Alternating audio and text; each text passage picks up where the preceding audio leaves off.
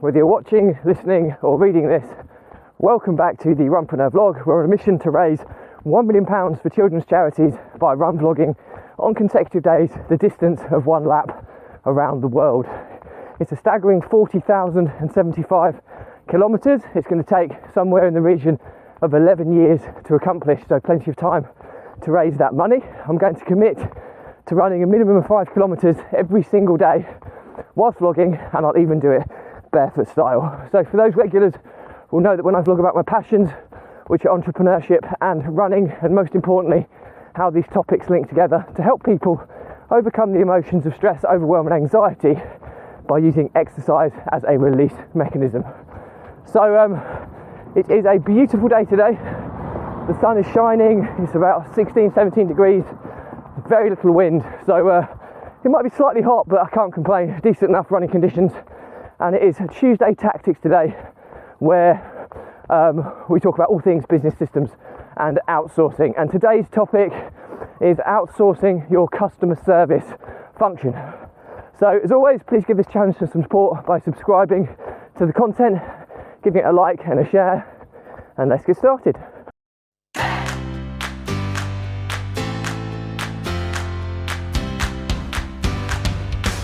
So first and foremost, I always start with this just so we're on the same page. So what is outsourcing to me? Okay, my definition is slightly different to what the traditional definition is.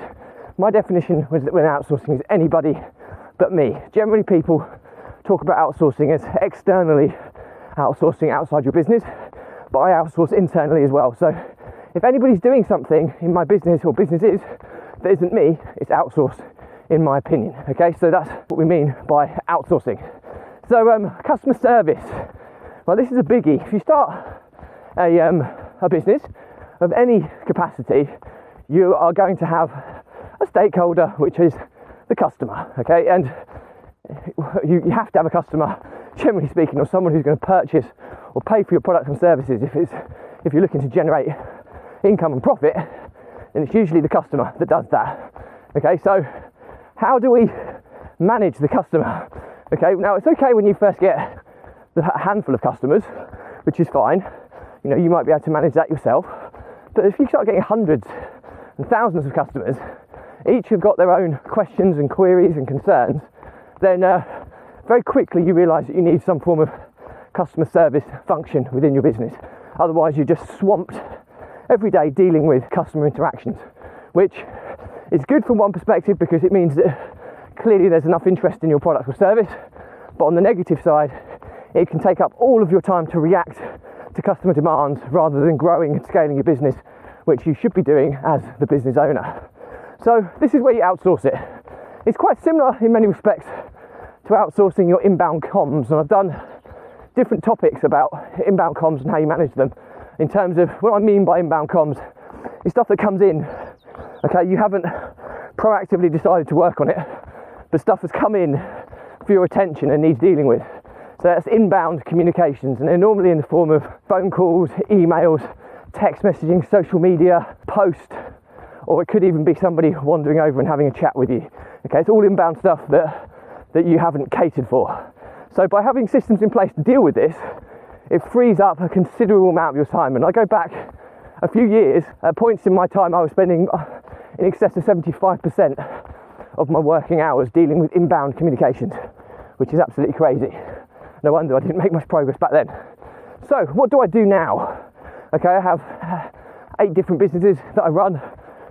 6 of them are profitable, 2 are in startup phase, and clearly there is some crossover with each of the business. So, you know, some of the customers will be relevant to others of the businesses in the group, but ultimately there's a lot of inbound communications now that are arising from the different businesses, and it's how we deal with them which matters the most. So first and foremost, it's important you identify how you want people to communicate with you, okay?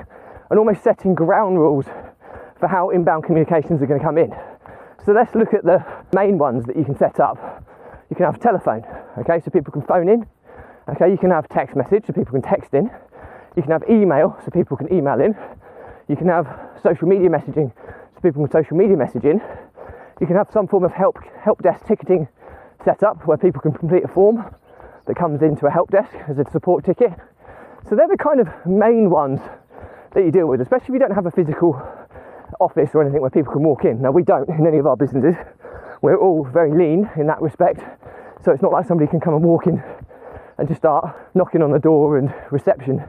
None of that, okay? So it's all virtual. So let's go through those different variety of options and what we do, okay? So first and foremost, we don't take phone calls. It sounds crazy, but the problem with phone calls is it's very difficult you can record them, but you have to get permission from whoever's phoning in to record it, and then you need to transcribe it so it's in some form of written word, so that you can then ensure that it's filed correctly and dealt with as a ticket. So we decided not to use phone, okay? Now that's just what we did. Now I have used phone in the past, whereby in my property business for tenants to call in, and what we used to do is I had you can find any VoIP service, so VoIP, which is voice over IP service, which is basically a telephone over the internet, which then allows you to outsource the management of those calls. So we used to use Skype Manager, which would allow we still have this set up in place, but only for calling out rather than calling in, so that we have a call number that we can call out from through Skype, and if we wanted to, we can switch that on to accept calls as well. Now with Skype, you can assign a number to anybody in your team, so as long as somebody's got a Skype account, you can assign that number over to somebody, so ultimately they're manning the call desk at a given point in time. Now there are other pieces of software out there that allows multiple people to man the same phone line, but we were quite a small operation, so Skype was very cost effective and affordable, and it worked for the service that we were trying to set up. So very, very simple setup, voice over IP, phone number that we purchased through Skype. We used Skype Manager to manage a team of people, and we assigned that number out to whoever was manning the phone calls for whatever hour on a kind of rotary basis. So, which worked absolutely fine. You could record calls through Skype as well, and there was also a voice message service as well, so you could take, but we found it was a bit too clunky, and it would often be things that could easily go awry, go missed. So we've moved now we have an emergency number, which is with our maintenance guy for the property business. So if there is an emergency, he takes it. If it's not an emergency, he tells the tenant very politely that it's not an emergency and he needs to go through the typical channels, which are text message or help desk for us, okay? So what we do here is we have a text messaging facility. Can't remember, I think it's SMS. I can't remember the exact app that we use, but we have an SMS service where we've purchased a number, so where we can send and receive text messages on a pay-as-you-go basis, okay? And it's kind of a central setup so that all the numbers are stored all of the messages are stored into one platform. They're already in text format, so they're easy to kind of see. You can tick them off. It's a bit of a kind of a mini customer service desk setup.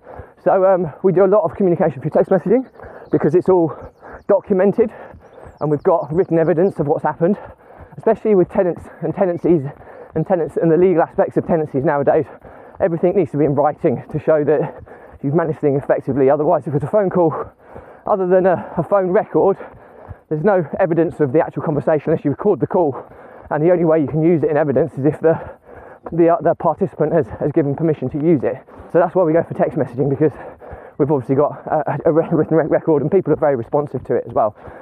So we don't just use that, because we also use Asana, which is our project management software.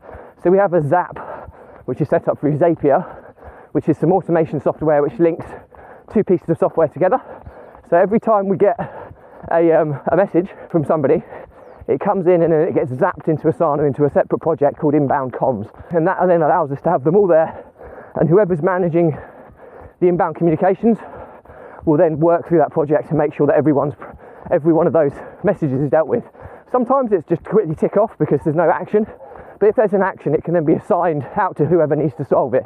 So it could be that it's a maintenance-based task, so it can be assigned to our maintenance manager from Asana, who can pick it up and complete it, rather than it just go into kind of the abyss if it was just left in the text messaging platform. So having the ability to assign these actions out to different people in whatever platform you were working from to manage your team, and obviously we use Asana for that. So that's the text messaging side of things. The next one we've got is the help desk. Okay, so again, we have a very simple form through our marketing software actually called Kartra, and there's a help desk set up within it. So you can create a very simple form and provide a link to all of your tenants, and that they can fill in a form when they've got an issue that they need sorting. To be honest, most of them just use the text messaging service, but you do get the odd one that uses the help desk. The beauty of this is it comes into an actual ticketing setup through our CRM software, and again we create a zap between Kartra and Asana, so any help desk ticket comes into inbound comms, and again it's processed and dealt with accordingly. So you notice the common trait here.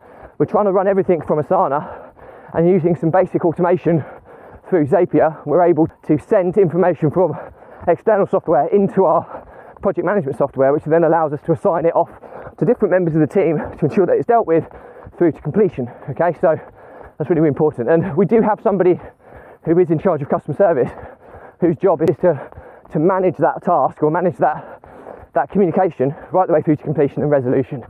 Okay, so that's really, really important that that's acknowledged. And the last way is through email. Okay, so some people, depending on which business, we don't do this for the property business, but for the online businesses, we have a group email set up, okay, which is a hello@propertyempire.co, for example, where anybody to do with our education business or investors can email that in, and everybody in the team has access to this group email, okay, and they can send out and receive from it.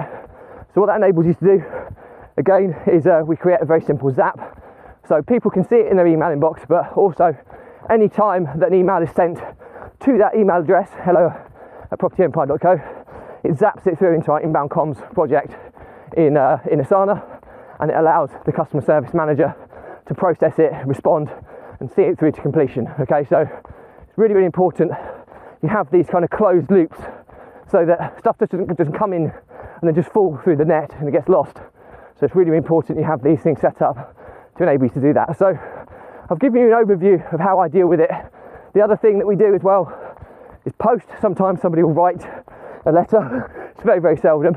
But again, we have a very simple setup where we scan the post into Evernote, which is my note-taking software, but it's got unlimited storage, and it has OCR technology, so optical character recognition, so it reads every piece of post, so it's very easily to find.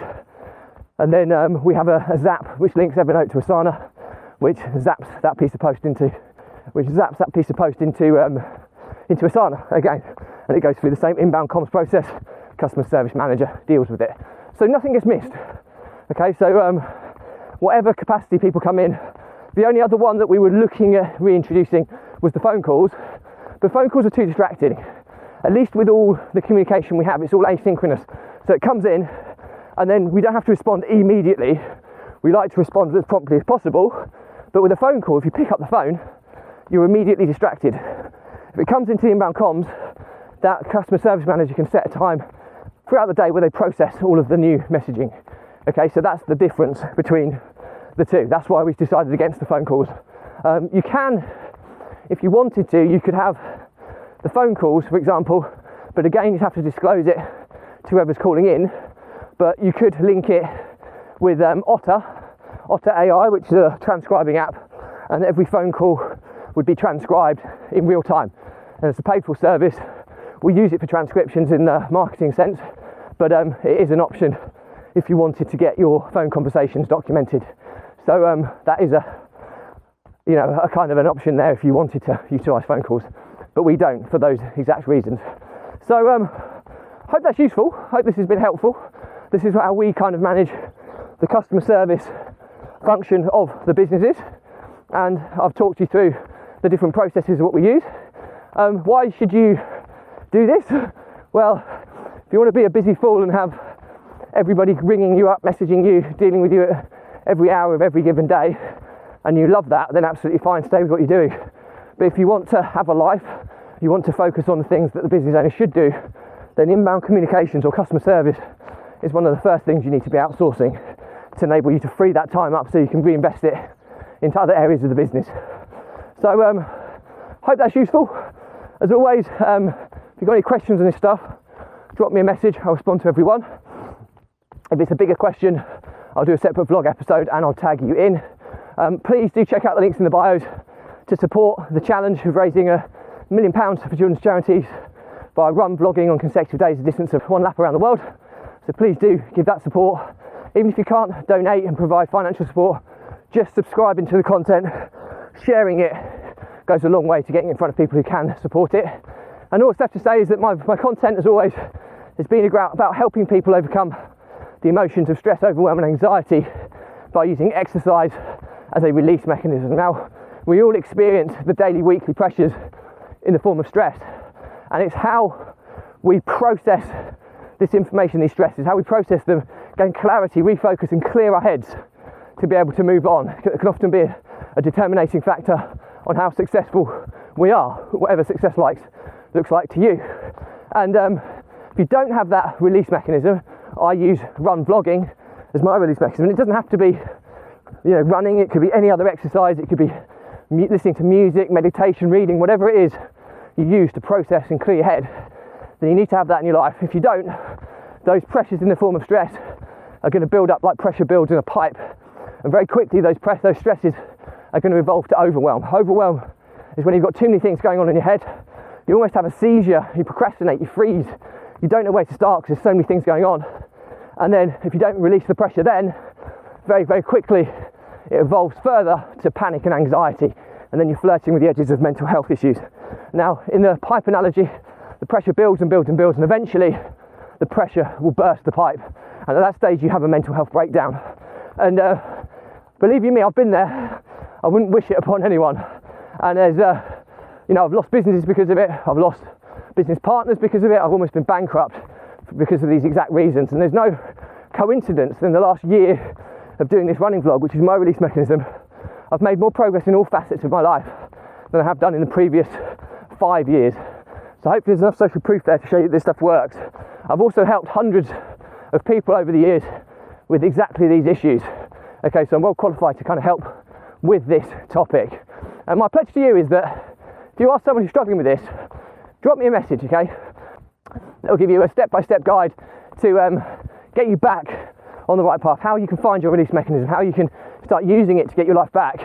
And believe you me, it's helped so many people over the years. And I always said that if this vlog helps just one person, then it's been 1,000,000% worthwhile. The help is for free, there's no catch. Runpreneur is not for profit. So yes, we do raise donations for children's charities, but they're always optional, never essential. Help and value is completely free of charge. So if you need the help, reach out. It's often free, and it's often easier to ask a stranger than nearest and dearest. So it's pretty much it for me today. I'll leave you with, as always, with stay positive, stay happy, and I'll see you tomorrow.